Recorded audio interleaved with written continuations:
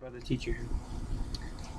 One of my friends here uh, asked me to address one of his concerns about uh, his life. And his statement to me was this. He says that his life was a failure and he's never completed anything in his life, and that he struggled to try to maintain his relationship with his children and even his best friends, uh, and during that course, causing damage. And he wants to know, how does he forgive himself, and how does he accept himself? Well, my brother, I can relate to what you're saying. I want to say that. Um, and I'm going to start by saying this. Um, we hear people say all the time, it's easier said than done. Well, it just depends on you. Someone may have told you what I'm about to tell you, but it wasn't me.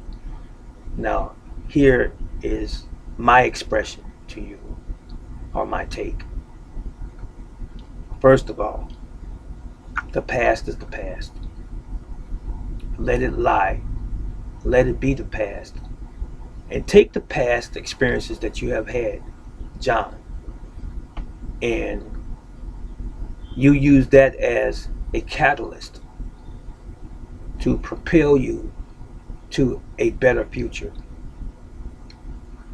And what I mean by that is this: take those bad experiences and those choices, those bad choices and decisions maybe you have made in a time past, and you say, okay, it's behind me now.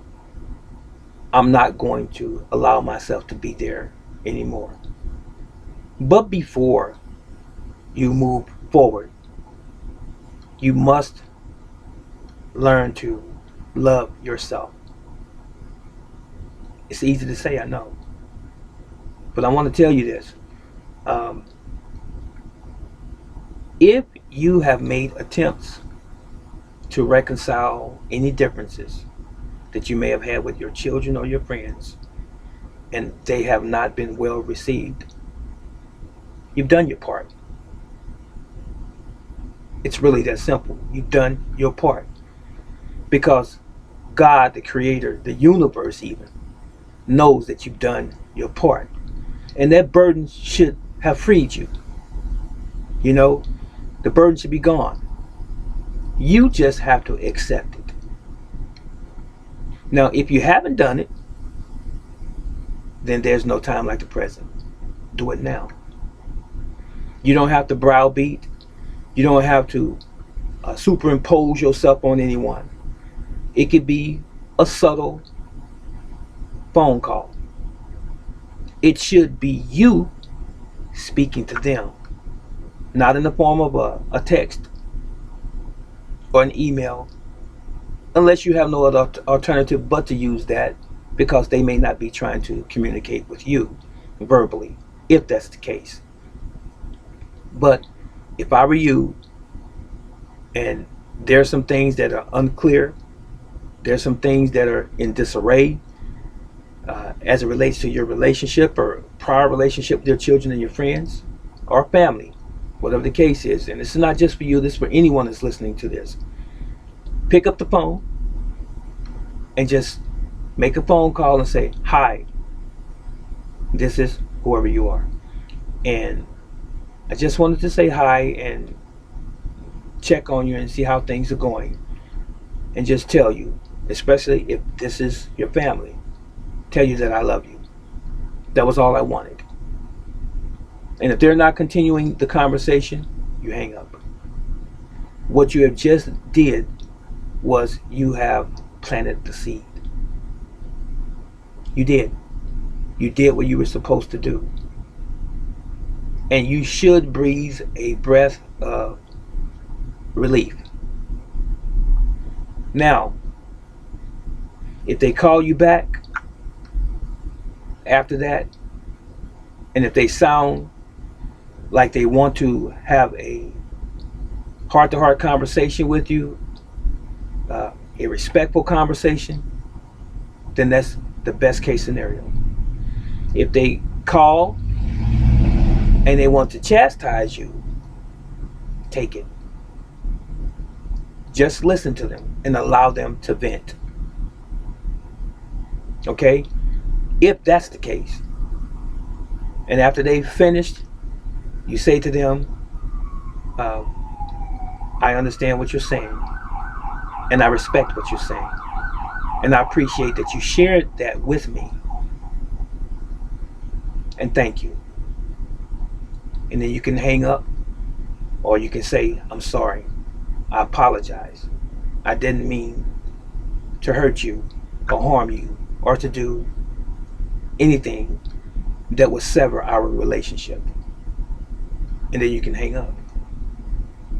Now, if they continue to call you, that's positive. Make sure you stay in the mind frame of always being cordial, always being respectful, and not pointing the finger of guilt, not dogging them out, but listening. You see, we have to start somewhere. When there's one party versus another party, and they are both angry and bitter with one another and they're clashing, there can never be any effective communication. Someone has to condescend and be the voice of reason. As hard as it is to do, because that's not human nature for many. They don't want to do that because your ego and your pride is going to stand up and you're going to feel like you have to defend yourself. But be the better person. So as I began, I started out and I said, how do you accept you? You've already accepted you when you've forgiven yourself. And you forgive yourself through your apology to them and your attempt to try to make amends. That's part of the process of you forgiving yourself. And then you move on from there. You continue your life. Let's say the individual or the several people that you feel like you have slighted or that you perhaps have done some damage or wrong to. Let's say they never call you and they never want to hear you try to apologize or don't want to have a conversation with you. You have still done your part. Just move on. But from time to time, I don't care how futile it might seem to you in your own mind, from time to time, just send them a text and say, this is so and so. I just wanted to say hi. Don't expect a response. Don't expect it at all. If they do respond in a kind fashion, that's excellent. If they respond in a way that's negative and derogatory and still attacking you, they still responded. What I do believe as it relates to the world is that when you are calm and loving in your approach to try to make amends over a circumstance or situation that you've underwent with family and friends, if you maintain that level of compassion, if you bite the bullet, in other words, you would be surprised how far that will go in helping to mend your relationship with those people. It may not appear that way in the very beginning, but fire likes fire. If you're hot and they're hot, this is always going to happen. But if you are the voice of reason and they're hot, eventually they're not going to have a purpose or reason to be angry with you because you're not responding the way that they want you to respond. And that's the same way that they are. They want you to be in a attack mode because they are in that mode. And when you don't give them what they want, they can't help but calm down and hopefully come around. All right. Now, as far as not accomplishing things in your life that you have never accomplished and never finishing anything, that's okay. There are many things that I have not accomplished that I wanted to accomplish in life. We can call it not seizing our opportunities. We can call it procrastination. We can call it a lot of things. But that does not stop me from aspiring to do similar or even other things. So all you need to do is stop beating up on yourself for what you did not do, for what you have not accomplished. It's okay. We're human. But what you can do is start today and say, I'm going to set a goal for myself. It could be a short-term goal. And I'm going to do this particular thing, this particular task. I'm going to go to this particular place. I'm going to take up this particular study. And I'm going to see it through. But make certain that it is indeed what you want, something that you're passionate about, and not that you have just simply picked anything, just randomly. Find out what you really like or what you really are passionate about and do the thing. Okay? Now, Bruce Lee said many years ago that goals are not always meant to be reached. They often serve as something simply to aim at. So set a goal for yourself and aim at it. And as long as you are going towards that mark, you've done what you were supposed to do. All right?